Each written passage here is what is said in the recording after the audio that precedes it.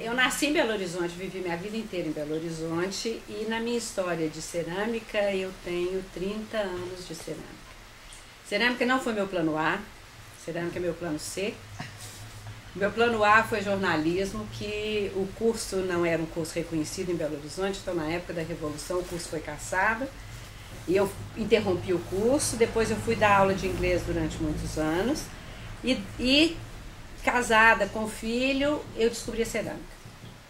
E foi uma situação muito eventual, foi um francês que foi a Belo Horizonte dar um curso, e eu fui fazer isso por prazer.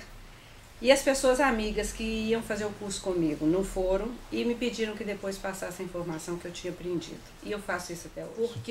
E eu acho que eu consegui esse tempo todo viver de cerâmica, eu acho que eu vivo bem de cerâmica, porque isso é um outro lado também que as pessoas colocam, que não se vive de arte, vive.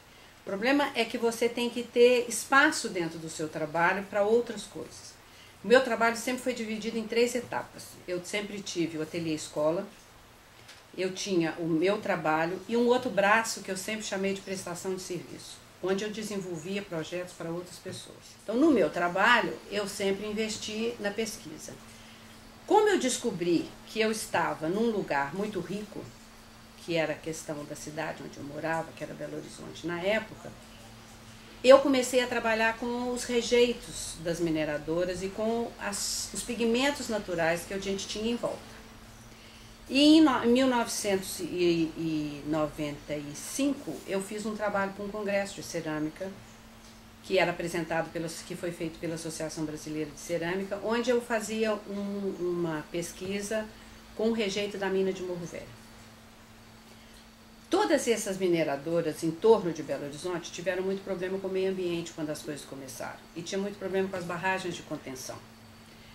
Então, quando eu tentei fazer esse trabalho, eu tinha que nominalizar e tinha que analisar o material que eu ia trabalhar com ele. E daí veio uma dificuldade muito grande, porque muitas das coisas eram irregulares e muita gente tinha problema com o meio ambiente. E aí eu consegui da mina de Morro Velho, era a pessoa que na época, era a empresa que na época estava em melhor situação, que autorizar que eu usasse isso. Quando eu peguei o rejeito deles, eles tinham 2 rejeitos, e que eu mandei analisar, ele tinha praticamente toda a tabela periódica. E aí eu vi que era possível fazer uma combinação. Então, partindo de um sistema que a gente tem em cerâmica, e que aí eu não sei quem está ouvindo o que sabe disso, que é um sistema que a gente chama de diagrama triaxial, que é um projeto em que você, a partir de 3 ingredientes, é como se você fizesse a pergunta, misturando esses 3 em que quantidade, eu vou ter a resposta certa. Fazendo esse diagrama com os rejeitos da mina e os outros materiais que eu tinha acesso e eu trabalhava, eu fiz 85 cores de argila sem usar nenhum pigmento. Na realidade, eu acho que a cerâmica ela tem uma qualidade e um grande defeito. Você só conta com o resultado do seu trabalho na hora que você abre o forno. E quando você abre o forno, se todos os procedimentos anteriores não foram seguidos como deveriam ser, você não vai ter nada. Você vai jogar o trabalho fora. Então, se você não escolheu uma boa argila, se você não trabalhou com o tempo adequado, se você não esperou o processo de secagem do jeito que ele deveria ser, se você não fez uma queima do jeito que ela deveria ser, você não vai contar com aquele produto. Só que tudo que você gastou já foi gasto, tudo já foi feito, e aí você tem um prejuízo enorme. Então esse é o lado que eu chamo de o lado cruel da cerâmica. E por outro lado, é exatamente isso que te obriga a ter uma reflexão muito grande sobre o trabalho que é feito.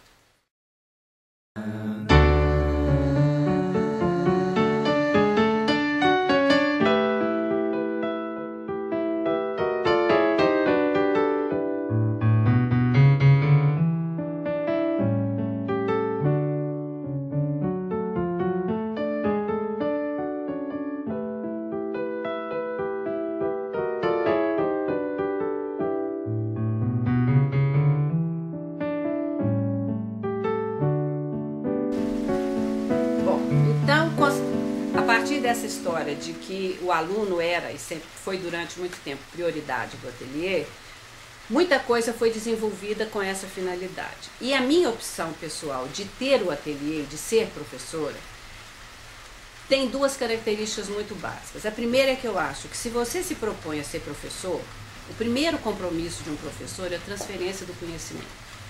Se você não quer transferir o conhecimento, se você não quer passar a sua experiência de vida, não vai ser professor. Vai ficar num outro lugar.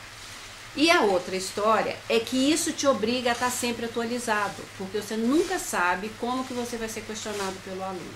Então, sua pesquisa tem que estar em dia, você tem que ter uma informação do que existe disponível no mercado, não só de material, como de equipamento, como de técnicas novas. Então, isso te obriga a estar muito mais dentro do contexto da cerâmica. A minha concepção é toda mental. Eu não faço desenho, eu não faço esboço, eu não faço tracinhos nenhum.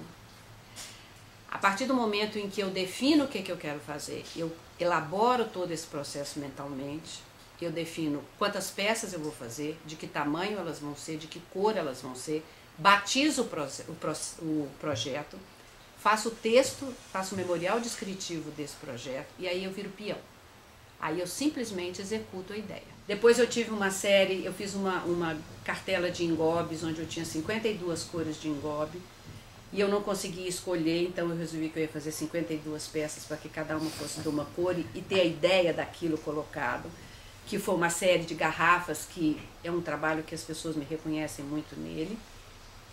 E depois me surpreendi com um comentário de uma pessoa que disse que o meu trabalho era desenho puro.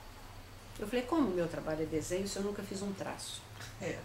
Então, quando eu peguei as fotos do meu trabalho, transformei em decalques e fui decorar a louça branca para fazer a louça que foi usada para o Boa Mesa em Belo Horizonte, que eu vi o meu trabalho em preto e branco, eu falei, não, realmente é desenho. Só que eu desenho com argila, não desenho com lápis. Eu conheci uma pessoa em Curitiba uma vez que falava que não tinha cerâmica utilitária e cerâmica decorativa. Ele falava que toda cerâmica era utilitária. Porque a cerâmica que é para o seu prazer e para o visual, ela tem um uso. Então ela está cumprindo uma função. É que o utilitário cobra mais qualidade do produto do que o decorativo. No decorativo tudo pode. Mesmo que você infrinja regras, ou extrapole, ou erre, não tem problema. Aquilo pode ser. No utilitário não, o utilitário te cobra um pouco mais. Então você tem que ter vidrados que não são tóxicos, você tem vidrados que não craquelam, você tem que ter situações, se é uma peça que vai ser feita para ser usada no forno, então a argila tem que ser de acordo. Se você vai fazer uma peça para ter água, ela tem que segurar a água, ela não pode vazar a água. Então ela te cobra muito isso, e que aí está ligado diretamente a um lado técnico. Então o decorativo é mais, vamos colocar assim, o decorativo seria mais confortável, tudo tem lugar. Eu acho que não tem nada que você fala assim, ah, isso é bom, isso não é, isso não cabe mais. Já aconteceu em Belo Horizonte de uma pessoa uma vez, até uma pessoa de nome, falar que não cabe mais aquele artesanato popular. E citar literalmente, não cabe aquele burrinho que tem cestinho do lado, não cabe mais não sei o quê. Mas isso é a manifestação daquele lugar, e aquele lugar ainda vai se manifestar daquele jeito. Você pode não comprar porque você não gosta. É lógico. Mas você não pode querer que a pessoa não tenha aquela manifestação, porque aquilo é a história dela. Tudo tem que ser feito sempre pensando no certo. Então, já é um princípio. Então, não arrisca. Eu acho que hoje a cerâmica não cabe mais o amadorismo. Amadorismo no sentido específico mesmo vamos fazer e seja o que der, tudo bem. Não, não é assim. Então, se você quer desenvolver um produto, já começa pensando o que vai ser feito. Tudo na cerâmica custa muito caro. E uma coisa que custa mais caro do que tudo e que ninguém pensa é o seu trabalho, é o seu tempo. Como você está fazendo aquilo às vezes por prazer, tudo bem. Não, tudo bem não. Se você estivesse fazendo uma outra coisa, aquilo teria que ser remunerado. Então as pessoas normalmente não se colocam no trabalho. Cerâmica não é uma coisa barata. É uma coisa cara, não cara no valor que ela tem, mas cara porque ela envolve muita coisa. Não só do seu trabalho, do seu pensamento, do seu desejo, tudo. Então, se vai acontecer isso, já começa fazendo com uma coisa boa. Já começa escolhendo uma argila de boa qualidade, já tem um cuidado maior com a queima que vai ser feita, pensa a hora que aquele produto for cair no mercado, para quem ele é direcionado. Porque tem uma coisa que eu sempre comentei isso. O design hoje, ele é muito importante. Só que, se o design não virar um bem de consumo, ele vai morrer na gaveta. Porque ninguém vai saber se aquilo vai dar certo. Então, não adianta você ter um projeto maravilhoso e o produto não funcionar. Tem uma história que muito interessante, que uma vez num congresso de cerâmica, chamaram uma moça que estava assumindo a direção do Mackenzie em São Paulo. Era uma menina nova, que entrou e estava cheia de ideias. E a primeira coisa quando ela entrou é que eles iam acabar com o ateliê de cerâmica. Ela falou, não vai acabar com o ateliê de cerâmica. Eu quero que o ateliê fique e tal. Mas então ela tinha que provar que o ateliê era importante. Então ela foi na sala de cerâmica e pediu que todo mundo fizesse um bule e uma leiteira. Daí, quanto tempo precisa para isso? Um mês? Então daí um mês ela voltou e o teste era servir chá e café para o professor. Na hora que começou o movimento, a tampa caía, o bico escorria, a alça não dava conta. Ela falou, agora cada um vai pegar o seu projeto, vai no departamento de design, vai resolver todas essas questões com quem está lá, vai fazer de novo e daqui a um mês a gente faz um novo teste. E ela conseguiu fazer que o ateliê existisse, porque sem um lugar para viabilizar o projeto, o desenho, não tinha como transformar em bem de consumo. Então, isso eu acho. Então, acho que quem vai fazer cerâmica, como qualquer outra coisa, tem que estar cuidando do produto e mais do produto, da ideia até o final. Acho que tem que fazer sim. Porque são as coisas que você ainda tem de resgate. Porque cerâmica ainda tem muito do primitivo. Você não tem como fazer cerâmica pulando etapa. Não tem como começar a fazer cerâmica sem abrir uma placa, sem bater argila. Isso, qualquer trabalho, por mais sofisticado que seja, vai ter que acontecer isso. Então, e isso vale para a vida, né? Porque aí você vai, ó.